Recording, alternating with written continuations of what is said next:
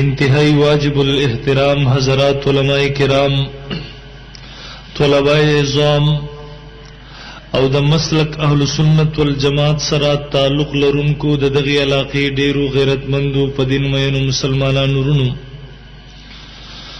د الله رب العزت لوی احسان دی چې مونږ الله رب العزت انسانان پیدا کړیو. ځکه محترم انسان دا اشرف المخلوقات دی او بیا محترم الله رب العزت د اسلام سره وابستګی نصیب کړی دا. ځکه محترم نن په مخ د ځمکه باندې څومره دینونه مذهبونه دي، دغه ټولو کې صحیح سچ او حق دین محترم هغه دین اسلام دی. او بیا محترمو مونږ ته الله رب العزت د اهل سنت والجماعت سره وابستګی نصیب کړی دا. ذکر نبی علیہ الصلوۃ والسلام فرمائی لیاتین علی امتی کما اتی علی بنی اسرائیل، خامخا زما په امت باندې به یو زمانہ راشي کما اتی علی بنی اسرائیل، لکه څنګه چې بنی اسرائیل باندې راغلی و.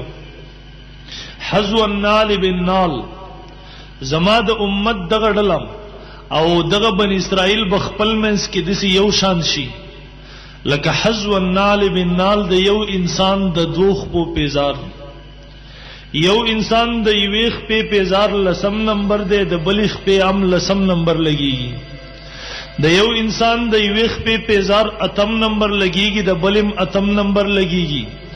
وس محترم تاسو بدا نه لیدلی چې د یو انسان د یویخ په پیزار 10 نمبر دی، د بلخ په پیزار 11 نمبر دی، د یو انسان د یویخ په پیزار 8 نمبر دی، د بلخ په پیزار 13 نمبر دی. نو محترم حذو النال نبی صلوات و سلام فرمایي لکه د یو انسان د دوخ په پیزار دغه سی بر یو بل سره برابر شي.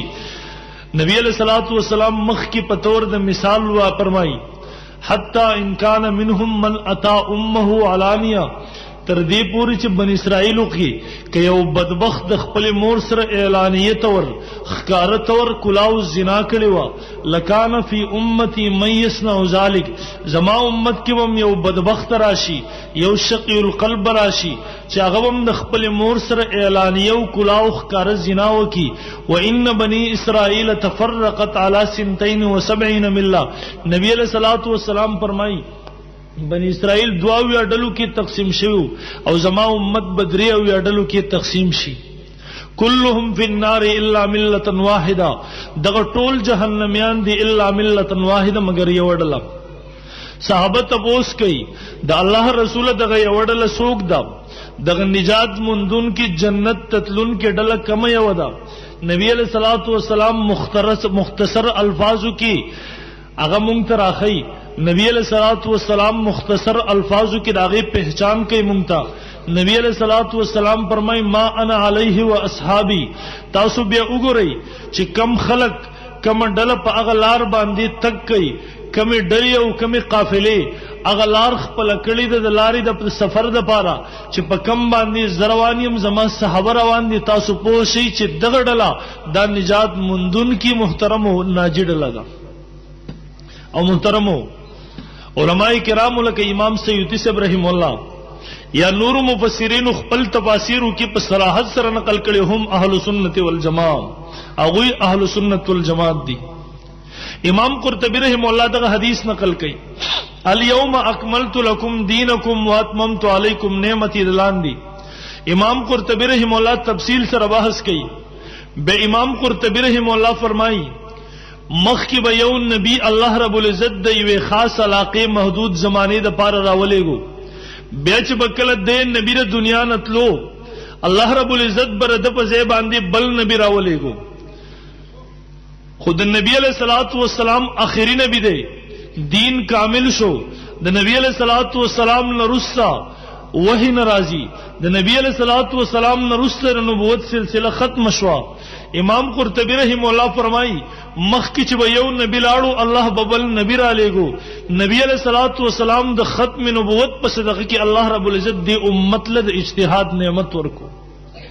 امام قرطبی رحم الله فرمایي دی باندې تفصیلا بحث کړي ان هذا صراطی مستقیما فاتبعوه ولا تتبعوا السبل فتفرق بكم عن سبيلي.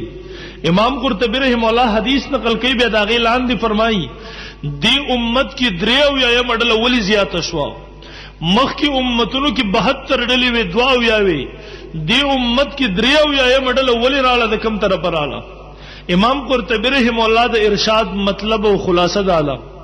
امام قرطبی رحم الله فرمایي مخ کی د خلقو واسطه برای راست د نبی سره وا یو انسان ته مسله پیښ شو دیو د خپل علاقین نبی لاغه دغه مسلې معلومات به وکړه د وحی په ذریعہ سره وا اگر نبی ته مسله حل شو دلته جواب ورکو.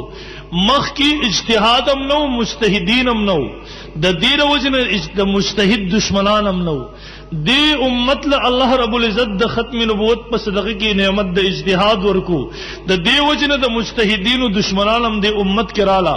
امام قرطبی رحم الله بیا فرمای قال بعض العلماء العارفین عارفین علماء چې رزلسترګي کلاو دی هغه فرمایلی دي هم قوم يعادون العلماء دا هغه قوم دی چې علماء سره دشمنی کوي او د فقهاو سره بغض ساتي دریو یایم جهنمی ډله دی امت کې د غزیاته شوی ده.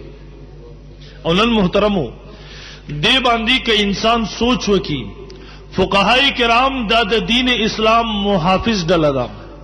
فقهای کرام دیو د دین اسلام لاج ساتل دي دیو دین اسلام محترمو د شیطان لپاره هغه ټول لارې بندي کړې دي.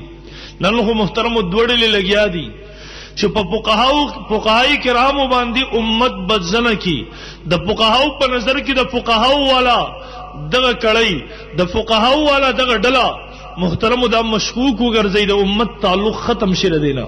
خو ها محترمو کله بنیاد لاړ شي کله بنیاد لاړ شي چې دا بنیاد د کم زینه شروع شوه دی دا په کم بنیاد باندې شروع شوه دی محترمونو ډیر عجیب پس منظر لري. او خبرم تفصیلی د زاغی ته نظم ها د تمهید او ذهن سازی په تور باندې دو درې خبرې کوم جی.